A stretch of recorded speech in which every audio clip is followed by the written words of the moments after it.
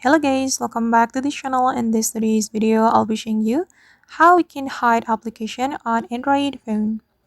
Alright guys, first of all, you can go to your Android phone home screen, and after that you can tap and hold on any empty area of your home screen, and the screen will look like this, and we have to select settings.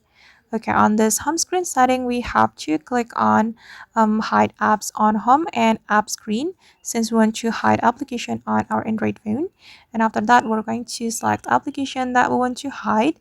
And for instance, I'm just going to hide my Facebook application. We can click on Facebook and click on done.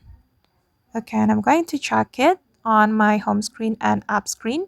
So on the home screen, as you can see that there is no Facebook application, and I'm going to check it on my app screen. So as you can see that there is no Facebook application and the Facebook application has been hidden. Alright guys, and that's how we can hide application on Android phone. I hope this tutorial will be useful for you. Thank you so much for watching, and if you found this tutorial useful, don't forget to like, comment, share, and also subscribe to the channel. See you on the next video.